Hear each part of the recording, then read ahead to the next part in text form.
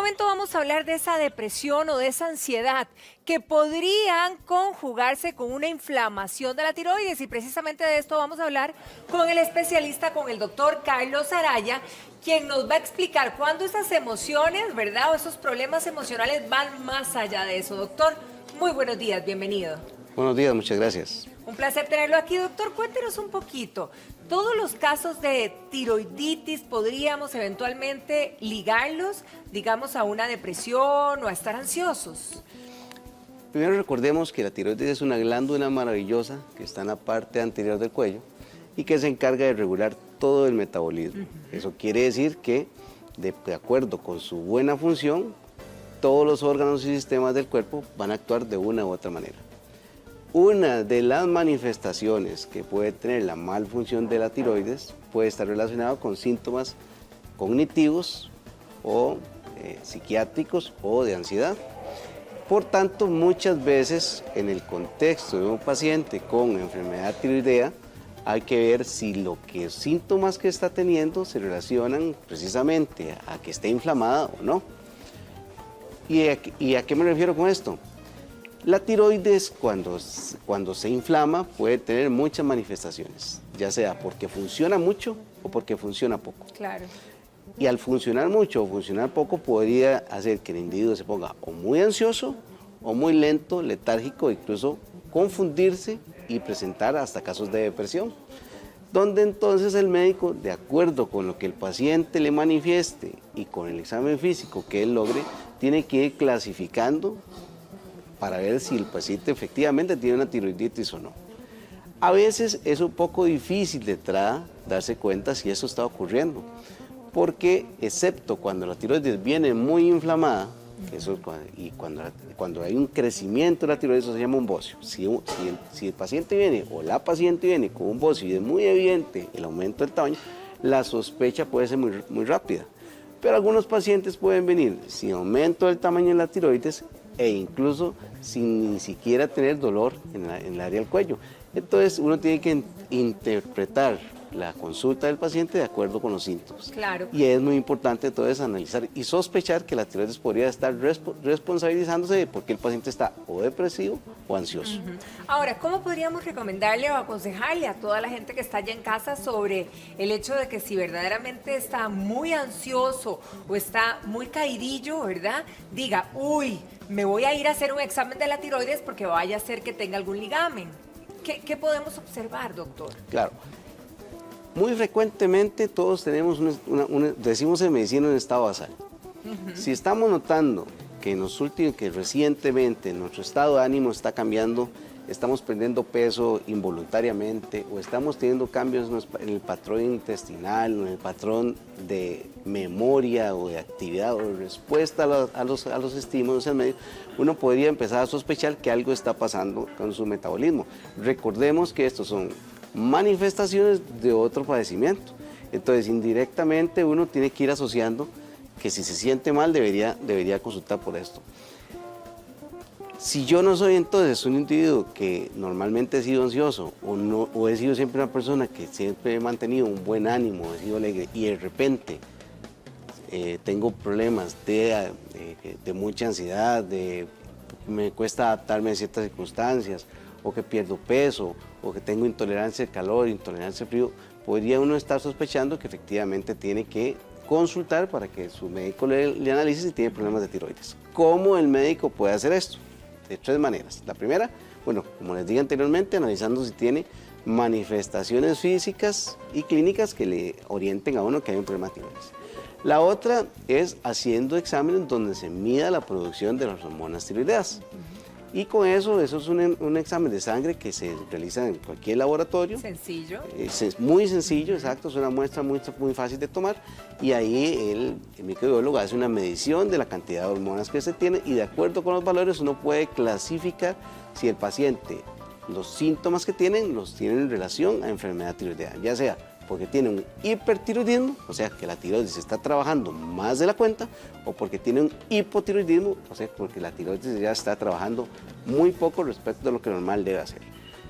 Entonces, por un ejemplo, el individuo hipertiroideo generalmente viene más ansioso, más agitado, más incómodo, en tanto que el hipotiroideo tiende a ser un individuo que viene más letárgico, con una respuesta más lenta. Por ejemplo, puede decir, vieras que yo antes tenía muy buena capacidad para hacer cálculos matemáticos y últimamente me siento muy lento en eso. Entonces, ese tipo de detalles lo pueden orientar a uno de que efectivamente está teniendo problemas de tiroides.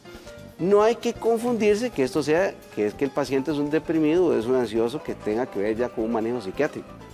También los pacientes que a veces consultan con el psiquiatra pensando que están deprimidos o que tienen un trastorno de ansiedad generalizado, lo que tienen es un problema tiroides y corrigiendo el problema tiroides puede mejorar muchísimo. Ahí está el meollo del asunto, porque muchas personas, digamos, que ya están deprimidas un cierto tiempo, bueno, van a consultar a un psicólogo, un psiquiatra, ¿verdad?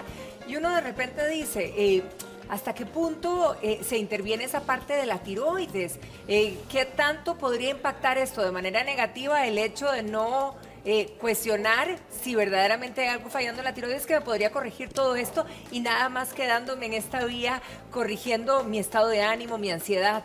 Correcto. Siempre cuando un paciente tiene estos síntomas, sobre todo si son de reciente origen y sobre todo no tiene historia familiar de depresión y ansiedad, que también lo ayuda a uno mucho a orientarse, hay que medir cómo está la función de la tiroides. ¿Y esa es la dinámica tradicional, doctor? O sea, ¿sí se hace? Sí, tradicionalmente debe hacerse así. Ok, ahora, manifestaciones físicas que nos indiquen, por ejemplo, que la tiroides esté involucrada, sí, que también nosotros podamos tener esos signos de alerta claros.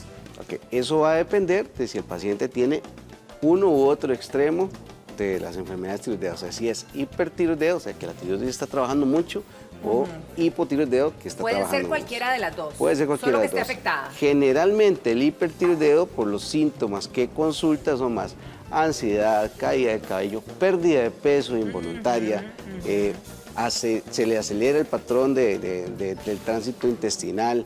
Y otra cosa muy interesante es que siempre consultan porque tienen intolerancia al calor. Entonces, ¿qué dice típicamente ese paciente?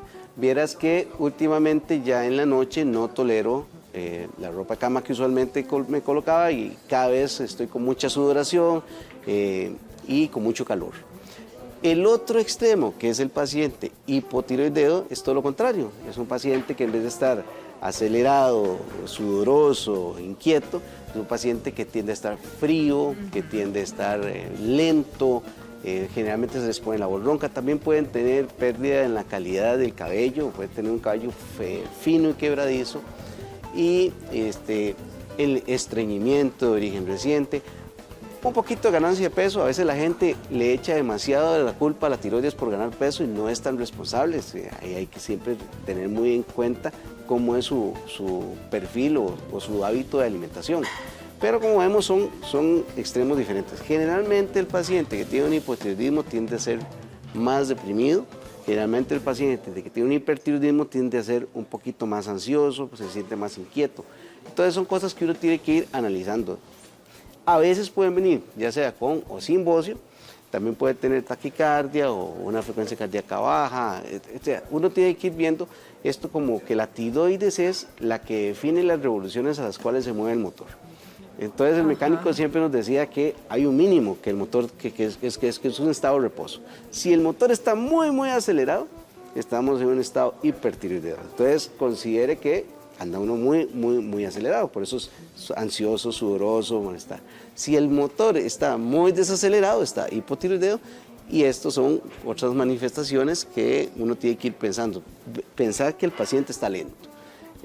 ¿Cuándo una cosa u otra puede ocurrir? En el caso de las tiroiditis, hay que ver que en general, cuando los episodios son muy recientes, el paciente tiende a estar muy hipertiroideo, podría estar más ansioso. Pero si la tiroiditis tiene una evolución larga en el tiempo y la tiroides se va lesionando y perdiendo su función normal al paso de los años, más bien se puede caer en estado hipotiroideo. Entonces uno tiene que ir analizando también en el momento que el paciente consulta, como más o menos ir haciendo un análisis en la línea del tiempo, cómo ha sido la evolución de esto. Ahora, doctor, si hablamos de esa tiroiditis, si hablamos de nuestra tiroides, ¿físicamente hay alguna manera, digamos, que yo me tocara y dijera, uy, sí, está inflamada? ¿O del todo uno como paciente ni cuenta se va a dar? Sí se puede dar cuenta. La tiroides, como les decía, es una glándula que está en la parte anterior del cuello y tiene la forma como una mariposa o una H. Entonces, el bocio generalmente, cuando empieza a presentarse, se va viendo el abultamiento en la parte anterior del cuello, debajo del cartílago, lo que llama la gente de la manzana de Adán, que es el cricoides, ahí es donde ella se ubica, y se empieza a ver el crecimiento paulatino que eso se va dando. De acuerdo con el crecimiento, a veces el que lo nota es el médico al momento de examinar el cuello y palpar a la paciente. Pero hay pacientes que sí tienen bocios muy evidentes que son que se ven a distancia con mucha facilidad. El mismo paciente es el que le dice: "Vea, tengo este abultamiento". Inflamado, exacto. El bocio es lo que anteriormente la gente, y se sigue utilizando, es el famoso huecho que hablábamos típicamente. Popularmente. Ahora, doctor, ¿hay sustancias o ciertos alimentos que podrían alterar mi tiroides? Sobre todo, lo que más se relaciona con sustancias son medicamentos o algunas terapias que se utilizan tanto para problemas cardíacos como antiarrítmicos. Podría haber algunos medicamentos también que se usan para trastornos psiquiátricos, como las pastillas o medicamentos que contienen litio. Y también algunos medicamentos incluso que tienen que ver con el manejo o tratamiento de otras enfermedades de tipo oncológica, de ciertos cánceres, pueden producir inflamación de la tiroides. En general, con alimentos como tal no se ha visto tanto eso, excepto, digamos, que podemos ver relación en las zonas donde no se suplementa a la población con yodo. Nuestro país, afortunadamente, desde hace más de 30 años, tiene una adecuada suplementación de yodo en la sal. Sí. Entonces, por eso no vemos tanta lesión por ausencia de suplemento de yodo en la gente. Ya no se ven aquellos bocios gigantescos que se veían con mucha frecuencia en nuestro país. Pero en relación a alimentos no producen tanto relación con inflamación tiroidea. Ok, ¿qué pasa, por ejemplo, con el estrés? ¿Pudiera realmente impactar en la tiroides o no? No es tan relacionado el estrés con enfermedades tiroideas. Sin embargo, el estrés puede empeorar en el contexto o si se asocia a una enfermedad tiroidea, pero que el estrés como tal produzca lesión de la tiroides es extraordinario. En ciertas circunstancias que la gente está muy, muy enferma, por ejemplo, que tuvo un padecimiento muy grave, que estuvo en el hospital, sí puede darse una anomalía en la función tiroidea, que generalmente es transitoria, entre tanto se va resolviendo la condición de salud que lo hizo estar en condición delicada. Pero una vez que se sale de esto, generalmente todo vuelve a la normalidad. Bien, doctor, muchísimas gracias. Gracias por toda esta información y le deseo que pase un feliz día, doctor. Muchísimas gracias a ustedes también. Buen día. Nosotros continuamos, Ítalo.